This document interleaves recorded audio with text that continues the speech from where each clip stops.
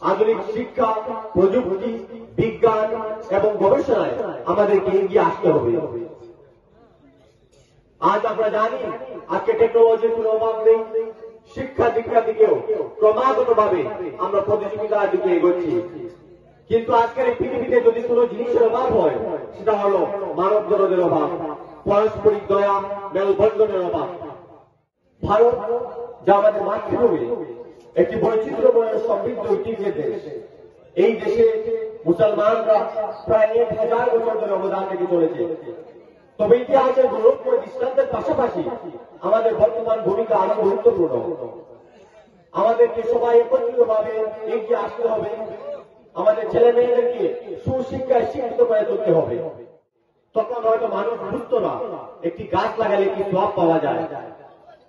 আধুনিক প্রযুক্তির মাধ্যমে আমরা জানতে পেরেছি গাছ মানুষকে অক্সিজেন সরবরাহ করে আর মানুষের বর্ধিত কার্বন ডাই অক্সাইড সংগ্রহ করে আবহাওয়ার পরিবেশকে নরমাল করে বসবাসের উপযোগী করে।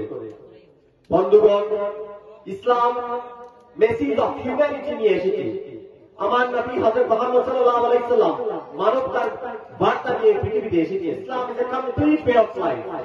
একটি পিসফুল কোড অফ লাইফ নিয়ে হযরত মুহাম্মদ সাল্লাল্লাহু আলাইহি সাল্লাম এই পৃথিবীতে এসেছিলেন। আউযু বিল্লাহি মিনাশ শাইতানির রাজীম। বিসমিল্লাহির রহমানির রহিম। মঞ্চে উপস্থিত আজকের এই দ্বীনি মহাসম্মেলনের সম্মানিত সভাপতি সাহেব, আজকের এই দ্বীনি মহাসম্মেলনের সম্মানিত প্রধান অতিথি, উত্তর পূর্ব ভারতের বিশিষ্ট ইসলামিক চিন্তাবিদ সাহেবজাদা পীর হযরত মাওলানা আব্দুল বাসিত সাহেব, মহাপরিচালক দারুস সুন্নাহ আজিজা মাদ্রাসা কানপুর, বিশেষ অতিথিবৃন্দ, মাদ্রাসা প্রেমী, দিন প্রেমী, আমার সুপ্রিয় নাগরিক বৃন্দ,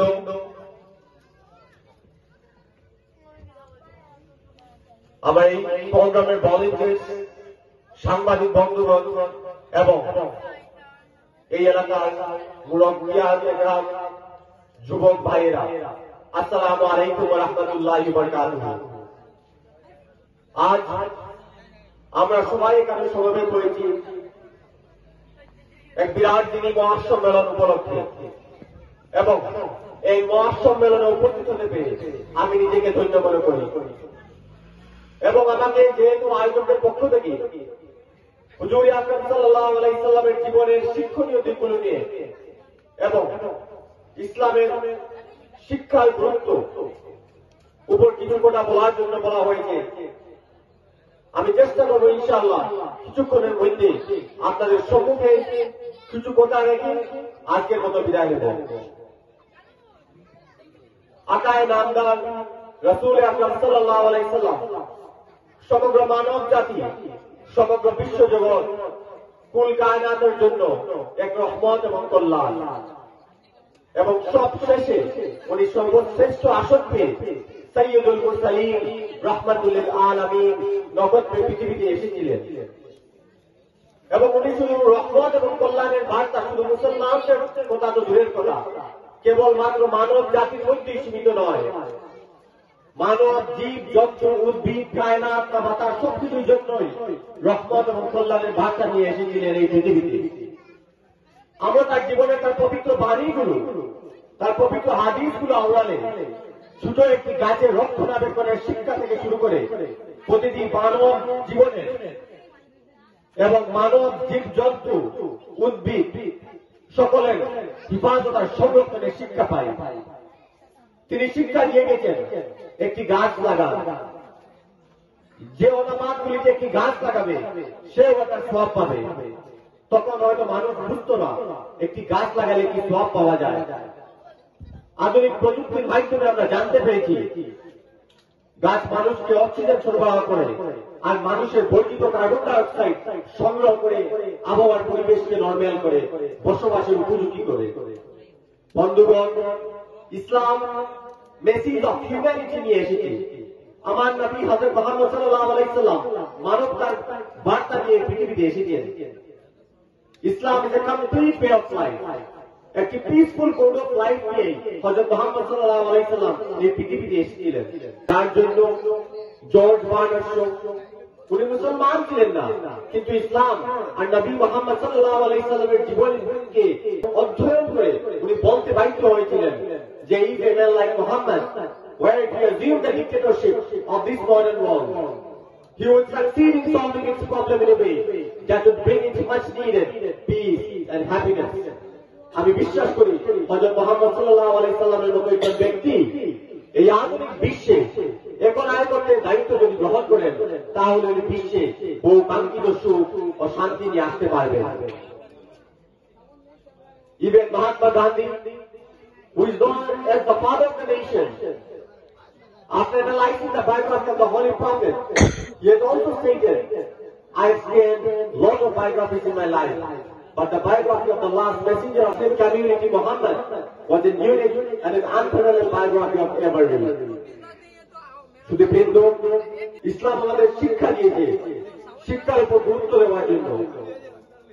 আল কোরআনে প্রথমেই বলা হয়েছে ইকরা ইকরা বিসমি রাব্বিকা আল্লাযী খালাক খালাকাল ইনসানা মিন আলাক, to read, to recite in the name of your Lord who has created you.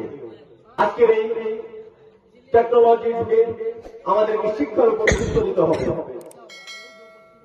আধুনিক শিক্ষা, প্রযুক্তি, বিজ্ঞান এবং গবেষণায় আমাদেরকে এগিয়ে আসতে হবে। আজ আমরা জানি আজকে টেকনোলজির কোনো অভাব নেই, শিক্ষা দীক্ষার দিকেও ক্রমাগত ভাবে আমরা প্রতিযোগিতার দিকে এগোচ্ছি।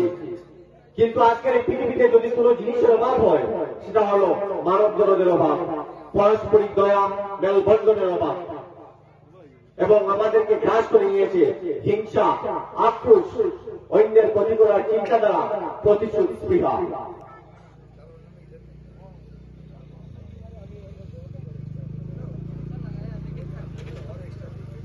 কিছুক্ষণের মধ্যে আমাদের মঞ্চে উপস্থিত হতে চলেছেন আজকের এই অনুষ্ঠানের সম্মানিত অতিথি জনাব doctor Abul Hossain Laskar, with the chief business manager of UIIC Silchar Divisional Office।